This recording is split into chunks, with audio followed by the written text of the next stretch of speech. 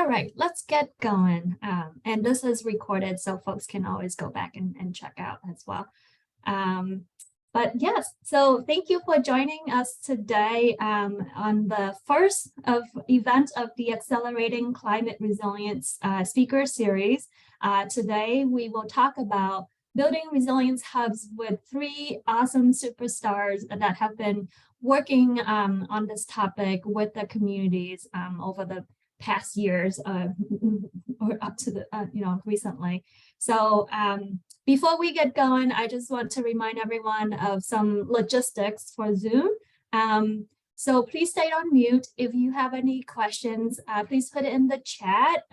Our team will collect your questions, and when it's time, we'll go over them and we'll kind of talk through with our panelists today. And want to remind everyone that we are recording this session so that folks who are missing it can look back and watch them later. If you feel uncomfortable being recorded, please feel free to just turn off your camera. Of course, continue to stay on mute as well. Thank you. All right. And just quickly, I want to share with you about this Accelerating Climate Resilience speaker series. It's a part of our MAPC Accelerating Climate Resilience grant program. This is generously funded by the Barr Foundation, and this particular webinar is in partnership with our Clean Energy, Equity and Clean Energy webinar series as well. So I know Francelis will drop, or someone will drop the link about that. So learn more about our webinars and programs through these webpage for upcoming events as well. So this speaker series, we're designing this with the intention of convening experts and practitioners from across the country. Last year, we actually had someone from Australia, so I feel like we could say international as well, who can come together and speak with us about the different practices and or work that they have been working on to help advance resilience in their communities, in their region. And so in the past, we've talked about sea level rise, effects of sea level rise on municipal budgets. We talked about racial justice and climate equity, building social resilience through art, as well as our youth champions, the current youth movement on climate and what we can learn from them. So we're gonna have an exciting year this year, and to kick it off, this year, we will start again, as I mentioned, with our conversation around resilience hubs. What is that like? What it entails, what's the engagement could look like. And here are our superstar speakers for today. I will just give them a quick introduction here, and someone will drop in the chat a slightly longer short bio as well. So I'll stop sharing just to get everyone on the screen. But first up is Penelope Funaiole. She's the Prevention and Outreach Manager for the city of Medford since 2015. And as the Prevention and Outreach Manager, Penelope works closely with all the local social service agency, city departments, and health providers to ensure Medford's community members are accessing available services and that agencies collaborate easily. This work was proven super important and key during the COVID-19 pandemic, when Penelope's role as the community-based organization liaison and department operations manager was critical. And in addition, Penelope oversees the funding to address health equity and the social vulnerabilities associated with the changing climate. So please welcome Penelope. And up next is Aubrey Germ. She's the Climate and Resilience Planner for the City of Baltimore. In the Baltimore's Office of Sustainability. Her work involves developing, managing, and implementing a variety of hazard mitigation, climate adaptation, and community resilience plans and projects. Welcome, Aubrey. And last but not least is Abbe Ramanan. Abbe is project director at Clean Energy States Alliance and Clean Energy Group.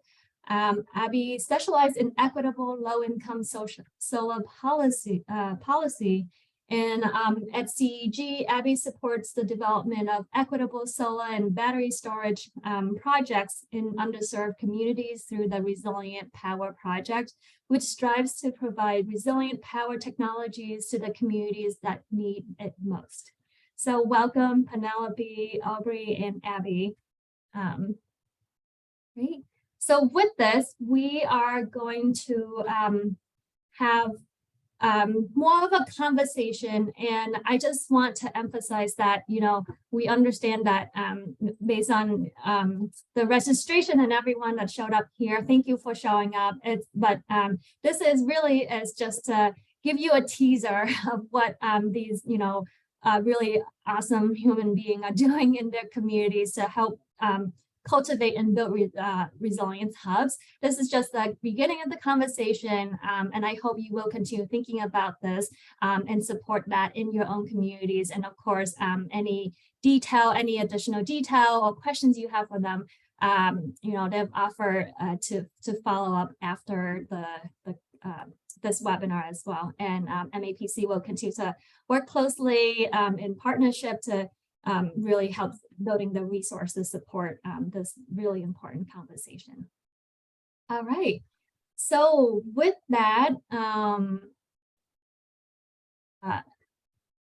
okay. So with that, I would like to open the first question to Penelope and Aubrey. Can you share with us, so maybe start with Penelope, how does your community define Resilience Hub? And also, you know, kind of walk us through this process, the journey that you get to today, and what are some of the successes to date, and what are some key takeaway you learned from this work to date? So in Medford, we are really defining a resiliency hub as a trusted space where someone can go regularly, enjoy their community aspects, whatever they're interested in, and that there are social supports there as well that can be discreet, but that those social supports are connecting them to whatever it is that they need for themselves and their families. And then with that, when there's an emergency, this is the trusted place to go.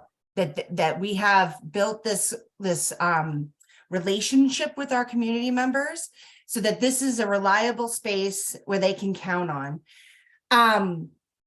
What we found, though, is that we don't actually have that building right now. So we said we can't wait until we find a magical building to solve this or to create this. So we needed to change the way that we were understanding this concept. And we did that by reformatting to call this a resiliency hub network, which we are calling Medford Connects. And we're taking spaces like our library.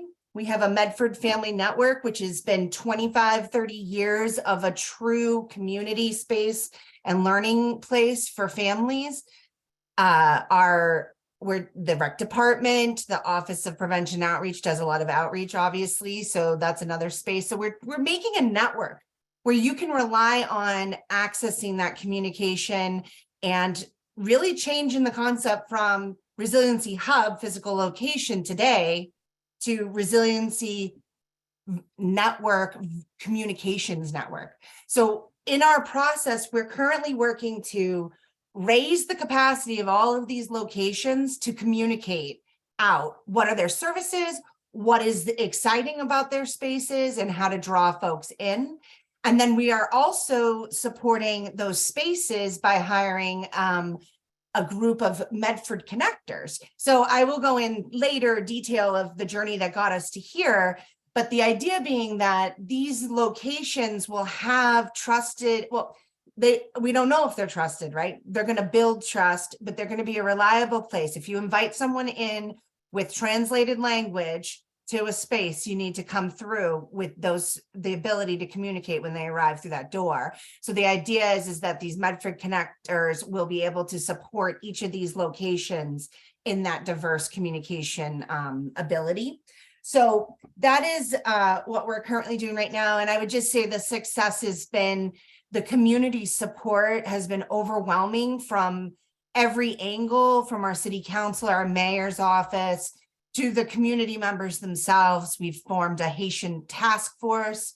We've formed a Arabic task force, and we're working to form task forces for our Brazilian Portuguese speaking community and for our Spanish speaking communities. So we're really trying to think about this in a comprehensive way and not just understand it through climate change lens, because what we need to do is we need to make this a whole thing and not always like this program meets this and this program does this. And it's like the idea of breaking down the silos. But we need to also do that with our understanding of the purpose of how we're engaging with our community. It's confusing to a community member to say, I'm only going to talk to you about this one thing. So in addition to all this, we created a multilingual resource line. So anybody can call, ask us a question in their language, and we will respond. One of the questions was, and this was not in any other language, but it was in English. The person's new to Medford. They want a map of a walking tour. That seems like maybe that has nothing to do with climate change or has nothing to do with social services or whatever. What it has to do with is a sense of belonging to your community and that your community is responding to your need. So that's our approach currently. Thank you. Great, thank you, Penelope. Aubrey, I'll turn it over to you. Sure. Hi, everyone. I'm thrilled to be here. Thanks for tuning in. So in Baltimore, I've been doing this work for about 5 years now, and have since kind of grown our community resiliency program from 5 to 15, 17-ish organizations. Our model is working with community-based nonprofits. It's snowing hard again? No?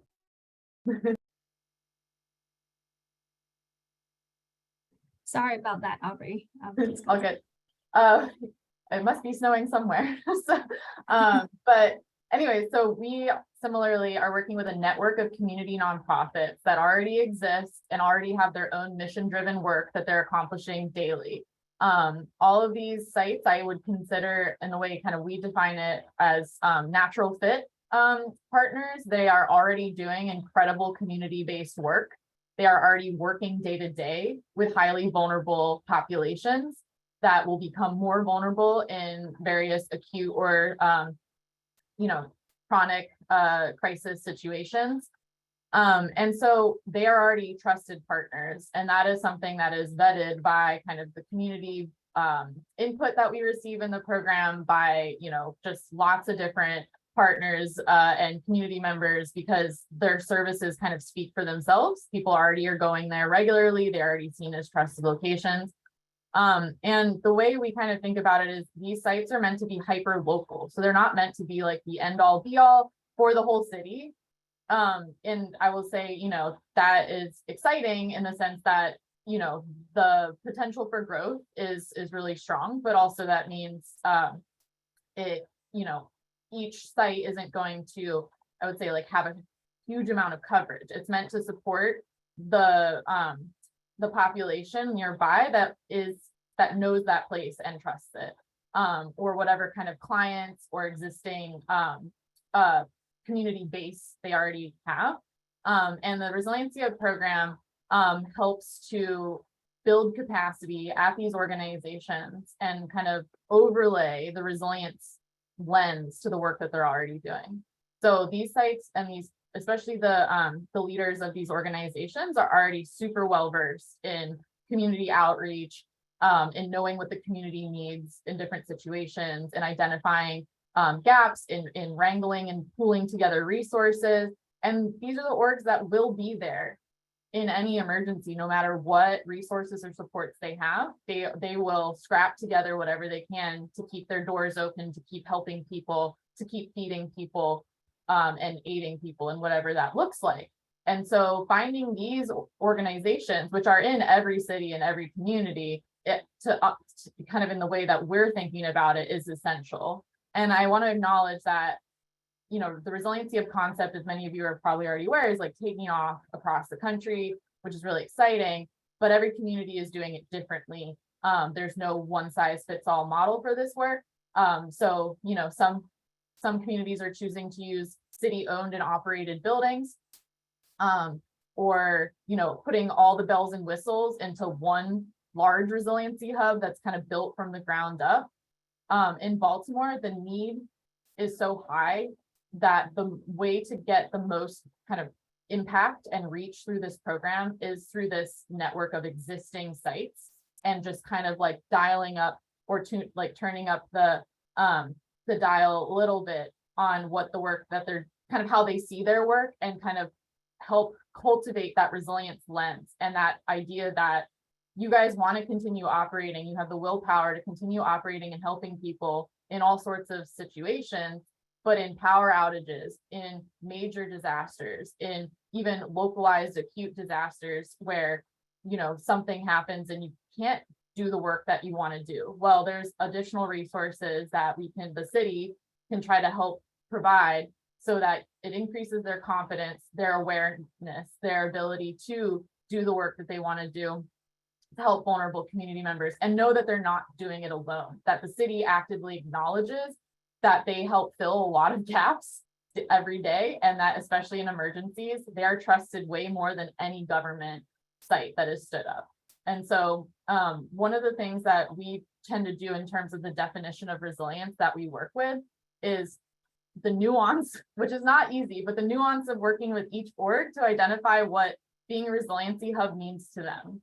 So for some of them, it is, really rising to the occasion in situations where food insecurity is really high, that feeding people and helping them know where their next meal is coming from and providing shelter in a warm space is like critical to their mission.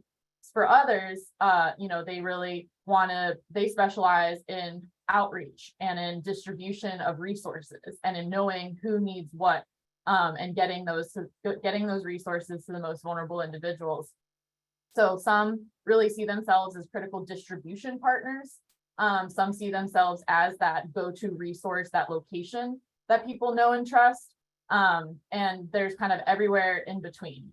And these orgs all do different things daily. So some will be able to rise to the occasion in a lot of situations. Some might only be able to rise to the occasion in certain ones. So it's acknowledging that they're each different. They each have different capacities. They each have different salaried staff and volunteer bases.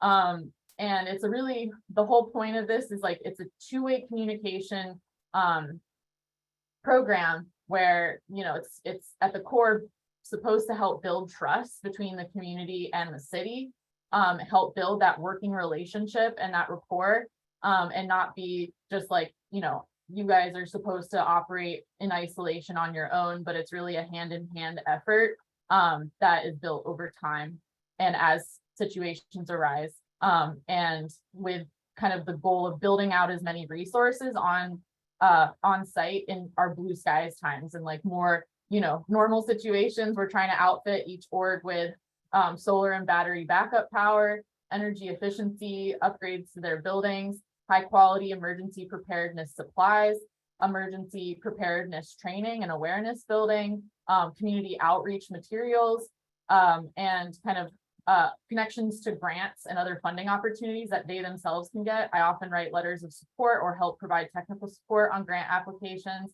So we try to also see it in this very holistic way, where it's not just connections to resources to support in climate emergencies, but all scales. And I would love to talk later more about how the Resiliency Hub program, was really, really effective in the pandemic, which was not we were not preparing the hub program to support in a pandemic, but the kind of definition and scope of the program has shifted as these community orgs have adapted to meet the needs of their communities in different situations. So it's evolving. There's no one definition, I would say, in all of this, but at the core is working with each org to better support and connect them to the resources that will enable them to scale up their work in the way they want to. That's fantastic, Aubrey. I think one keyword or term I take away and right away is capacity building, right? Not just here's the resource that the city or like the, our local government is providing, but at the same time, like, building that trust and bridge for communications, but at the same time giving them that space so that they can build their own. And speaking of snow, it's super relatable, right? Like when you tell a New Englander that we're gonna have 3 to 5 inches of snow, like I think everyone knows what to do. I think almost everyone do, right? Like in terms of getting your salt, getting your milk and water, and bread and ice cream and all of that, right? Like what's your checklist look like, and we need to normalize that and extend that to other extreme weather events, extreme heat, extreme storms, other things that are being amplified by the changing climate. And with that, the local communities, they know best. They have the champions, they know where to go to, who to talk to. And so equipping or empowering them with, the resources and the conversations and the knowledge is super important. And you touched lightly on the solar and battery storage for some of your resilience, some of the hubs that is kind of, building that up. So I want to turn the conversation over to Abbe a little bit to think about, or if you could share with us in terms of, the opportunities to incorporate energy resilience, or to think about energy resilience, and also carbon footprint reduction in a typical resilience hub, or what you define as resilience hub and the communities you work with. Yeah, I think energy resilience. Well, one, I want to say I'm really glad Penelope and Aubrey both brought up the kind of holistic aspect of resilience hubs, because we at Clean Energy Group, it's in our name. We obviously focus on energy resilience in particular, but we're very aware that that's only one aspect of what a successful resilience hub looks like, and really the energy side of things should be in support of what the organization is already doing. So the idea of energy resilience is, the ability to keep kind of running normal or modified operations when there is a power outage, whether that's because of severe weather or, just some sort of grid malfunction. So having kind of resilient power resources, and we tend to look at that as solar and battery storage, but we have supported projects that include, solar and battery and combined heat and power, or a fuel cell, or kind of other aspects of it. So it doesn't have to just be solar and battery storage, but that is kind of our bread and butter.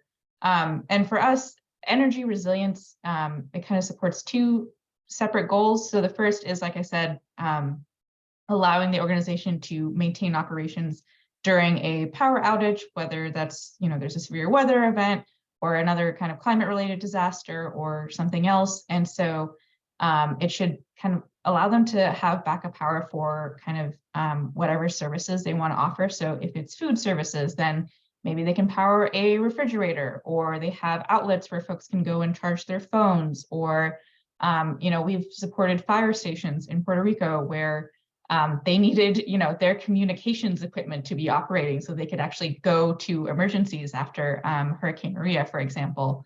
And one of the things that we see as a huge benefit to solar and battery storage over fossil fuel-based backup power, so things like a diesel generator, is one, you aren't limited by the amount of diesel you have. So that was actually, again, a huge issue for a lot of our Puerto Rico projects is, these were places that were running out of power, or didn't have power for months. So they ran out of diesel very quickly. And, it's for some places that were more remote, it was, a multi-day journey just to go and get diesel to fuel generators. So you're having fire stations that were just going without power because they didn't have diesel for their generators. So having the ability to have on-site generation is super important, and it can actually give you pretty remarkable backup power if you have an adequately sized battery to where you can just kind of have it last for the days that it's cloudy, or just at night until you can get that solar generation going again to recharge the battery. You can get 3 to 7 days of resilience just from that. And in addition to having that kind of on-site generation and backup power. And you also don't have to worry about things like indoor pollution.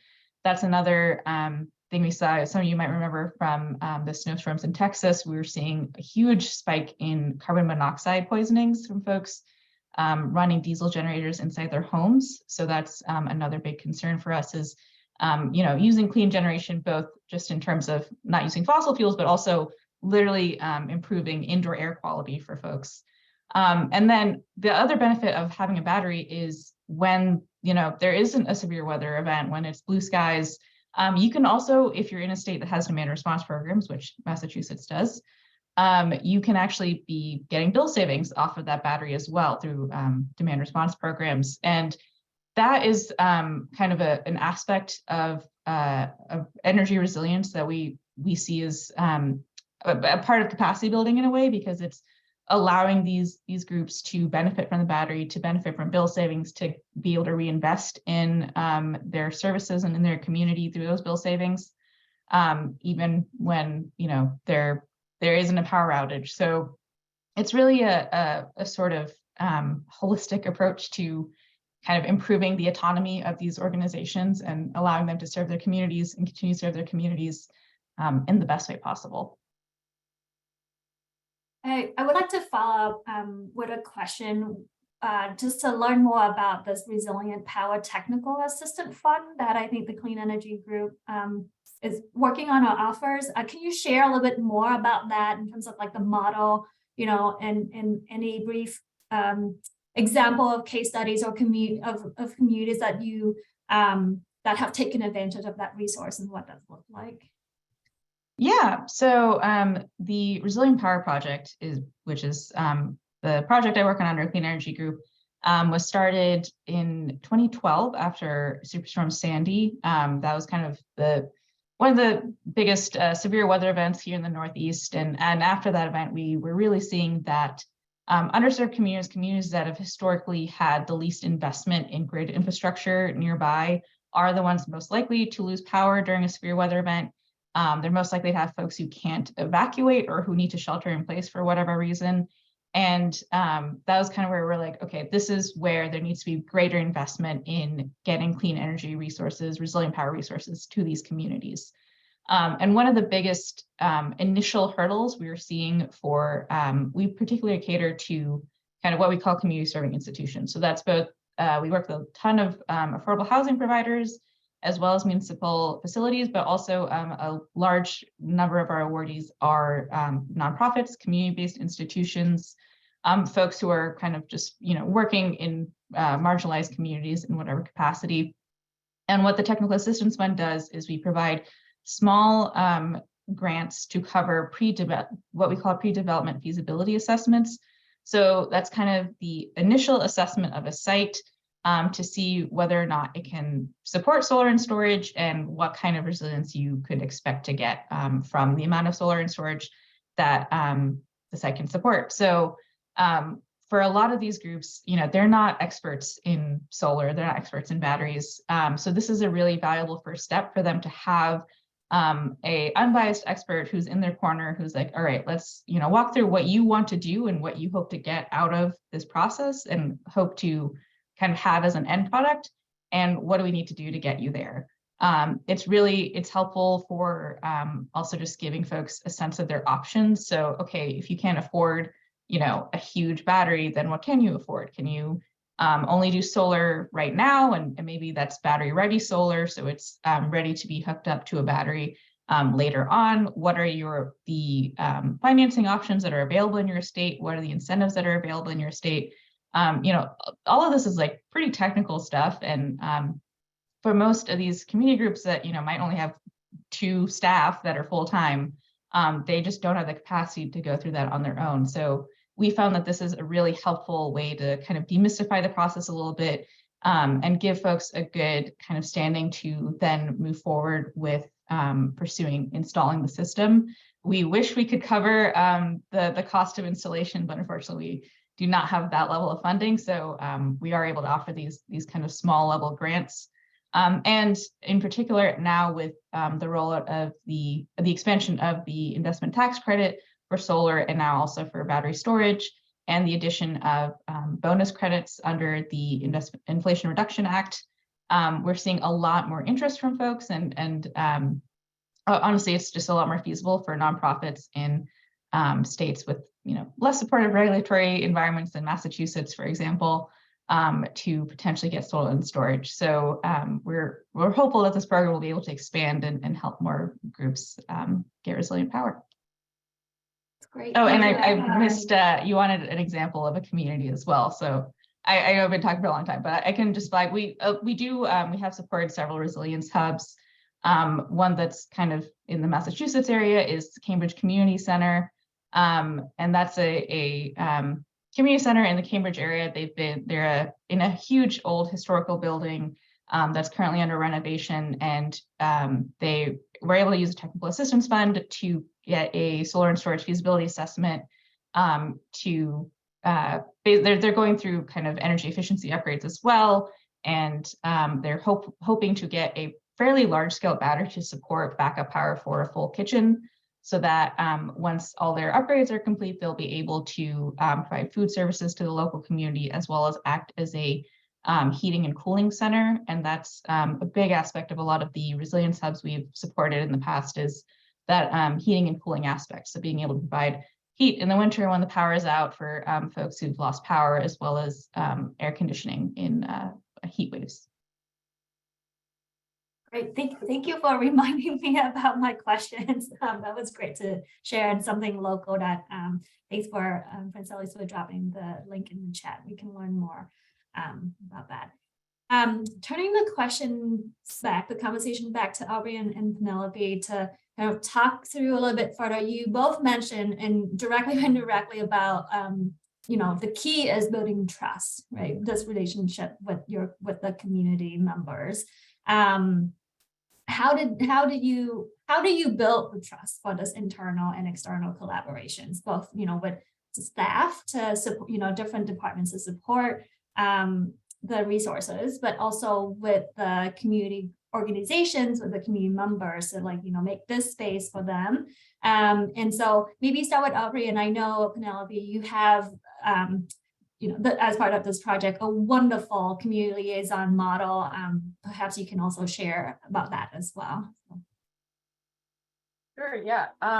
So, I think Baltimore specifically, one of the things that I've noticed that's really worked to expand this program is kind of initiating conversations, not as like a sense that, oh, the city has this program and we want to impose it on you, but it's more of a conversation around, we acknowledge and see that you are already doing critical work in the community, and climate change and disasters are happening at an increasing rate, right? Like there's more stuff going on in Baltimore all the time. Most of these community orgs have already, supported a lot of community based crisis events in different ways. They know a lot of these organizations, I've also heard, inherently are like, our communities are in crisis all the time. So it doesn't matter what scale or what nature or what time period or how severe, it's like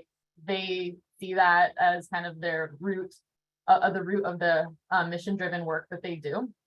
And so it's really just, I always start with just a conversation around the work that they're already doing, and how the resiliency hub model and the additional kind of components of it are providing back end kind of support for the work that they're already doing, to help bring more resources and connections to resources to their existing work, not imposing additional workload or that the city is placing additional burden on them. And I try to, have these conversations around this is a collaborative opportunity, and one of the things too that I always say, because we have, 17 orgs in the program, but right now, for example, 5 have solar and battery storage.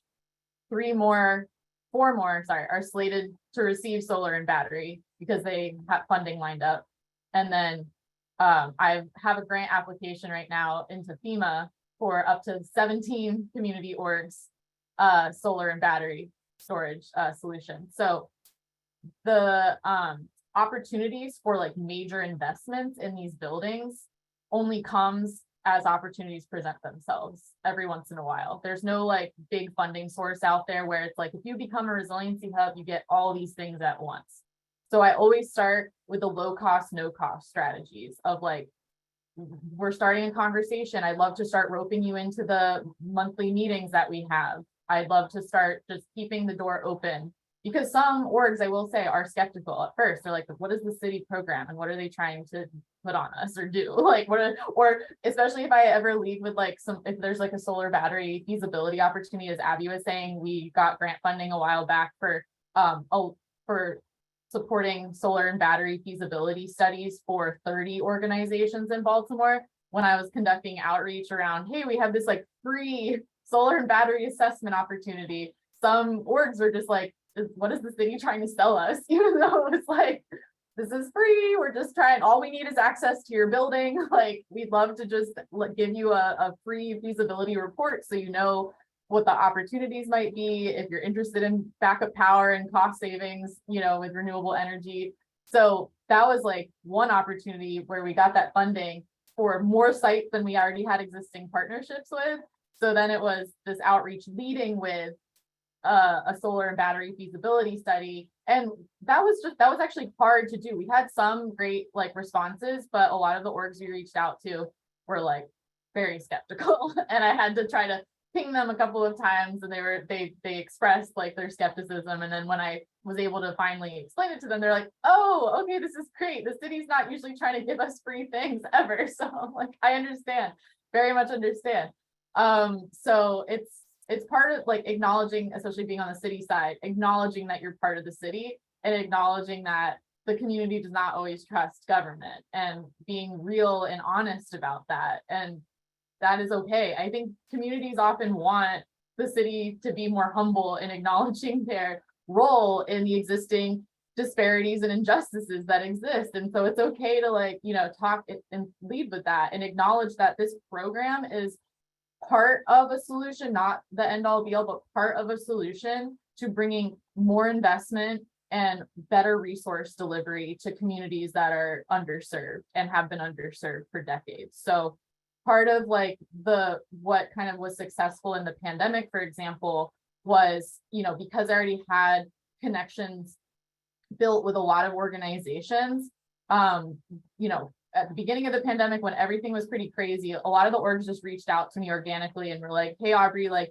we're really confused. There's all this messaging coming out about this, and this. We're not sure what's true. We're not sure where to send people. We're not sure how to like refer people to different services. A lot of community members are not trusting the testing sites and the vaccination sites that are at city-owned operated sites, like, or the food resources. They think like if they go to a city rec center site for some of the food work that's going on, that IDs are gonna need to be checked, and like they're gonna get on some list that the government's gonna have, and they're, you know, so these were various conversations coming from different community organizations where it was like, these are real challenges. And I was able to relay some of that information to the city agencies that had say over where those resources were allocated. So I talked to the health department. I talked to our food policy team that was handling the city's emergency food strategy.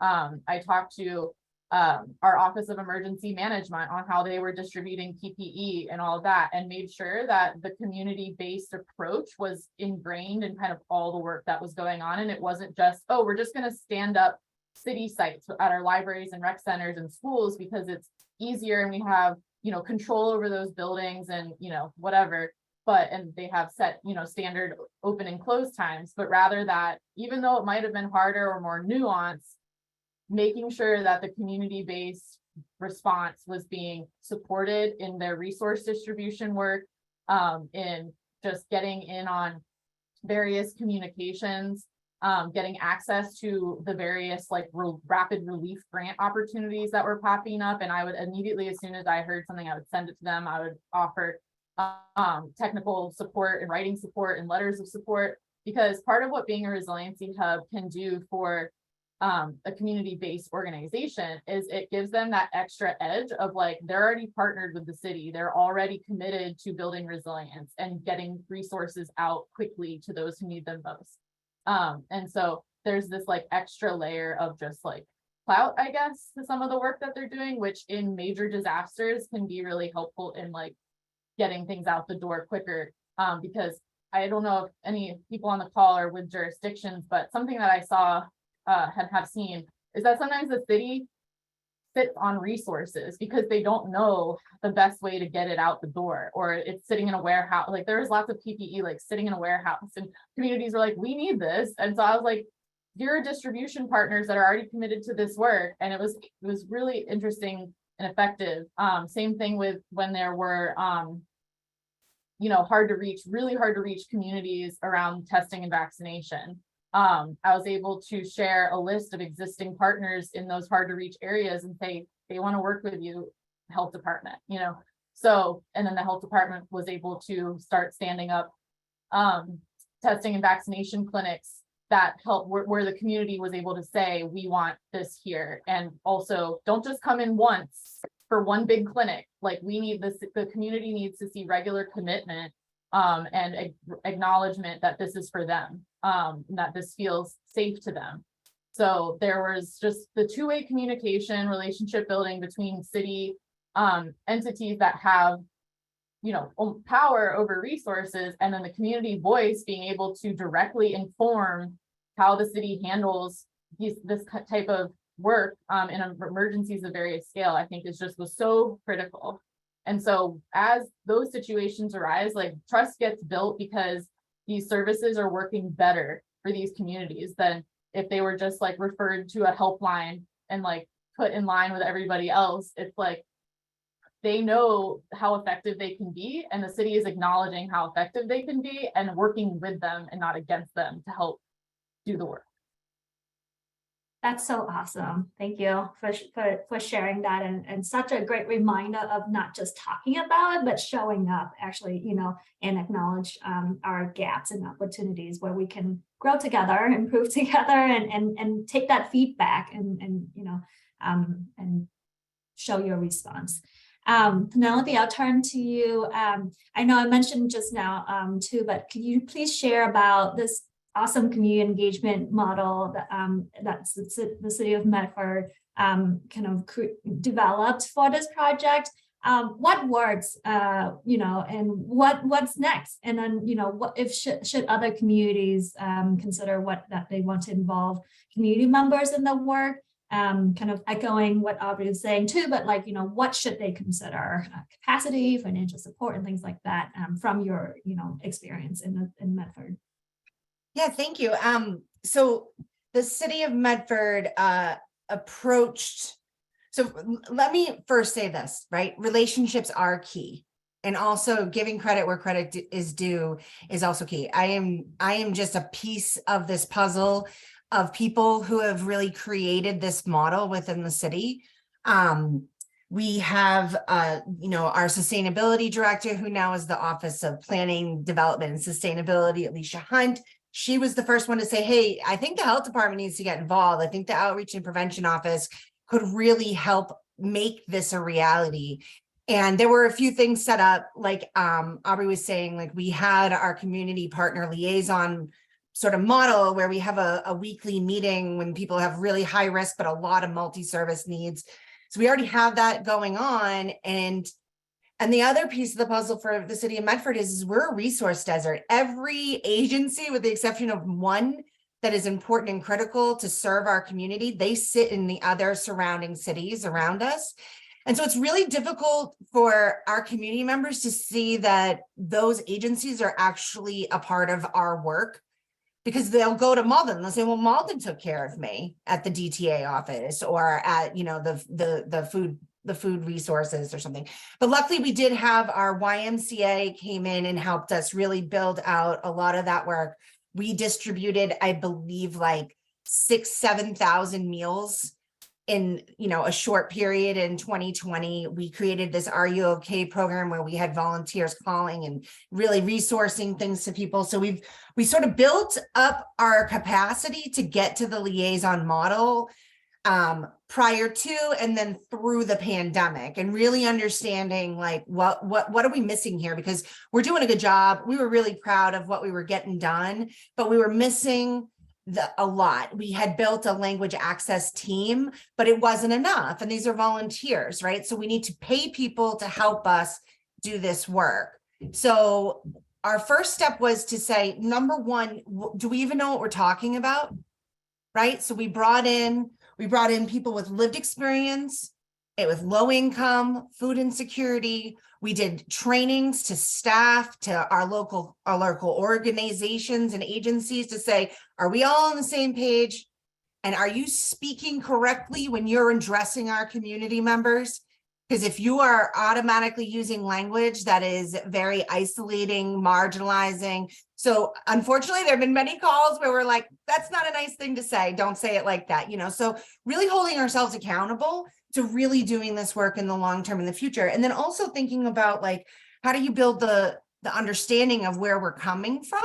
And so that's just really looking at like, where's points of interest for different departments in different ways. So number one, foundation, this is a three-prong approach. I'm getting to the liaisons in a second. The city officials need to understand what we're doing and they need to operate it together, right?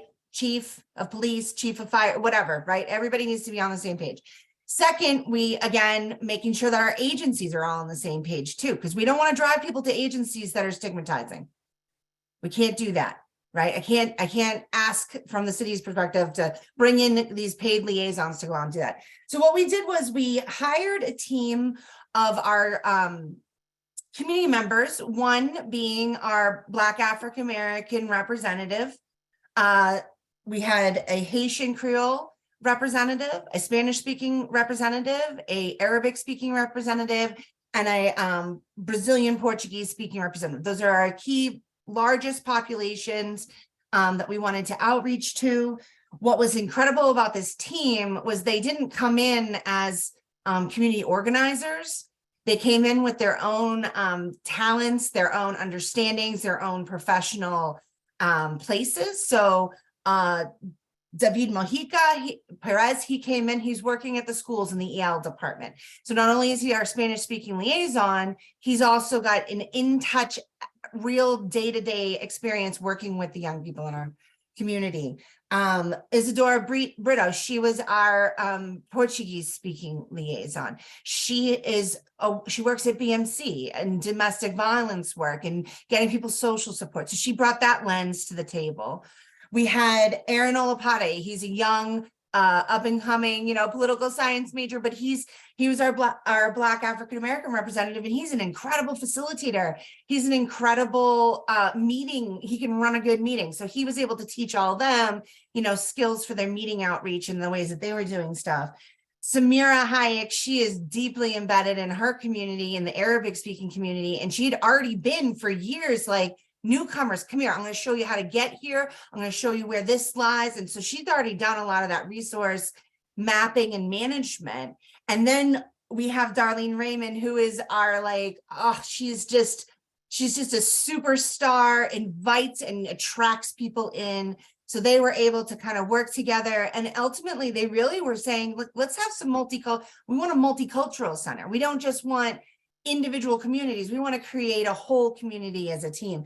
So they did a lot of work in building up, and as best as they could, like groups. So our Arabic community and our Haitian community were able to really build and coalesce groups where they're discussing climate change, learning about climate change and adaptive capacity and all of the other lingo. But they also are, really inviting those folks in. And right now in 15 minutes, our Medford Haitian Task Force is singing to all the staff at City Hall for our final event for Black History Month. And they did the same thing in our interfaith meeting. So the point is that they're getting into the community and they're really leading by example. They're doing their best. It's been very difficult for our Spanish speaking community and our Brazilian Portuguese speaking community to coalesce. Two reasons. Our Brazilian Portuguese speaking community, they have one language that they're all speaking, right? And one culture, but they're also very busy. people, right? And so they are business owners there. So we're working at an angle right now where we're looking at like, how can we create like a business community amongst our Brazilian professionals, right? And then with our Spanish speaking population, it is difficult because there are a lot of people who speak Spanish, but they're from a lot of different cultures and a lot of different backgrounds. And so trying to figure out what that assimilation looks like across those communities and thinking about how to thread some sort of movement forward, that's something we're still in creation of. So what we've done is we've embedded these roles into the health department. So this is all grant funding. And I have to tell you that this is how you get something started, right? This is a prove it model. Let me show you how I can do this. Please give us a chance so that you can buy into this idea. The only challenge with that is that it's still part-time. These people really need to be full-time. We really need a full-time team so that they can be available and responsive and earn a very, very important part of this would be economic needs, right? We want our employees to be able to earn a good living and feel confident, right? So that's one key thing that I want to say is that I want to see in the future, these as full-time city-funded positions, and for us to continue to think about other communities in other ways. So for this next round, so this was for a round of grant funding. That was our first pass. The second pass that we're doing now, it's really, again, I said this earlier, is to take that model and then apply that model to multiple locations throughout the city with a few of our nonprofits that are really involved with us, our West Medford Community Center and our YMCA, our Mystic Community Market, which is the YMCA's together. And really get that resource in those spaces too, right? To really drum up more effort of outreach and engagement. The key to this though, is that it was pointed out that, we really need to have an Asian community representative. And that gets really complicated because there are so many languages that would need to be served. And so we can't necessarily get an individual. So what we're looking at doing is using our medical reserve corps effort and creating that language access volunteer team so that we can get a myriad of Asian speaking languages as a team and have them start gathering and coalescing, and then having a coordinator who can activate that team just like we did throughout the pandemic with our volunteer response. So we're really trying to just be as comprehensive as possible, but it's hard to just to be deep. Because at the end of the day, this takes time. And this is the only thing that you need to walk away with for me, okay? A sense of belonging takes time. Trust takes time. People need to, you need to learn, I need to learn what they need. We both need to learn, as you were saying, Aubrey, but I really need to be present. I need to show myself in spaces where people are gathering and really build that relationship, allow for it to flourish on its own time, not on my time, not on the grant's time, but that's the long-term goal. I'm a prevention specialist. I know it's a long game all the time. So I've got it in me to be tenacious and keep moving forward, but really to keep articulating that to my partners and to the city and to elected officials, that this is a really critical component of community engagement. But I think overall, I just want to make sure the other thing that I want to tell you about, it's really critical. I see 104 people on this call. Your chat is flying. You've got all kinds of lingo and language and jargon. That's not the lingo and the jargon that you go out to this community with, right? You don't go to your community members and use all these big language words that you're consolidating concepts for. Break it down, make it simple, make it humanistic. What is it going to benefit that person if they're involved in this, right?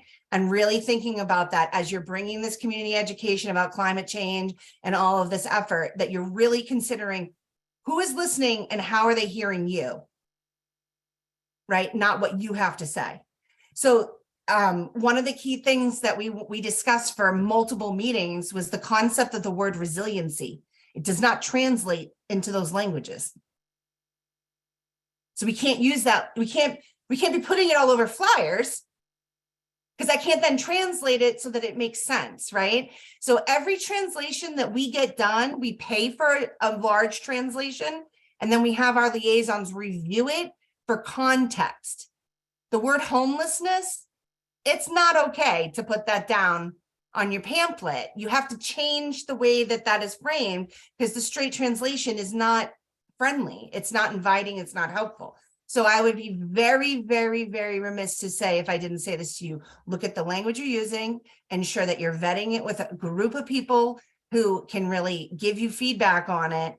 And that's the way forward, I think. So I think that this is a short meeting, so I'm going to step back. Thanks. That's great. Like I said, we could have this conversation all afternoons, but then you'll be very mad at me. I have so many more questions, as you can see, and notice the questions are flying in the chat as well. I think some are very specific, and thank you to you all for taking the time to address some of them very specific questions. We're running out of time, so we won't be able to address all the questions, but we will follow up with an email, and we will coordinate with our panelists today to get some of the responses and the resources and links and things like that out to you. There are some wonderful examples, references of organizations, community-based organizations in there as well. So thank you all for your participation. I want to end this session, just this conversation today. We will continue this for sure, and you'll hear more from these wonderful stars as well. But for today, I hope you can leave with some thoughts with this question. So looking at the bigger picture of building climate and social resilience, I truly believe to be climate resilience, and in these examples that you shared today, our communities need to be resilient. Whether it is thinking that their capacity buildings, their resources, financially sound, so like make sure that they can respond to all the impacts that so many of them are disproportionately impacted by climate change, for sure.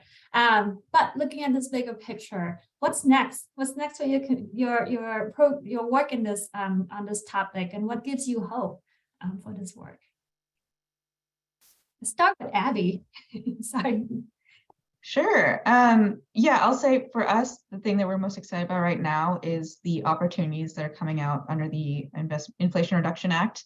With the expansion of the ITC and all the bonus credits, this is like an unprecedented level of investment and opportunity for nonprofits in particular to access solar and battery storage. And it's super exciting. I mean, I think this is going to help shift the autonomy and the power of these groups and just really expand clean energy. So we're very excited about that. I'm going to drop a link in the chat actually to some resources we recently published on that. And I encourage you all, if you have groups in your communities who might be interested in solar and storage, send them our way. We would love to support them if we can. Thank you all. Thank you, Abbe. Aubrey. Yeah, so similarly, something that would really be a game changer for Baltimore's program is if the FEMA grant comes through.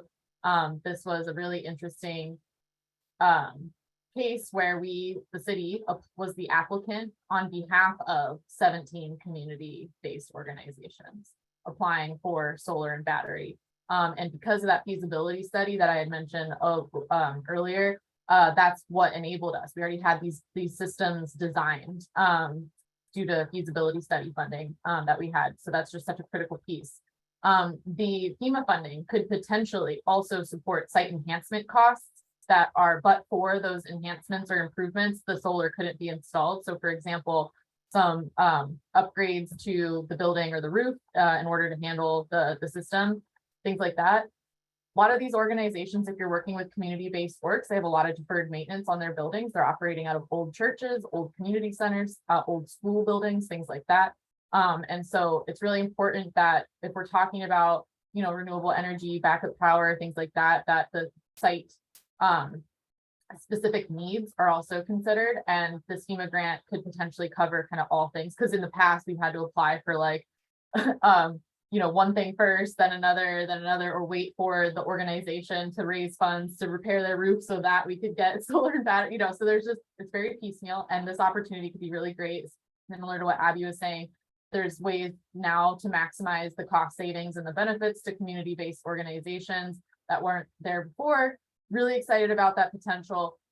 Baltimore is really interested in figuring out, if we get that funding, how to promote workforce development and on-site job training with the installation of these systems, and kind of integrate that. We've got some really great solar partners that are helping out with all of this. And so we'll see what happens. But if anyone on the call has questions, again, I don't know if that FEMA grant's going to come through, but we did have to do a benefit cost analysis to access to be able to apply for this opportunity.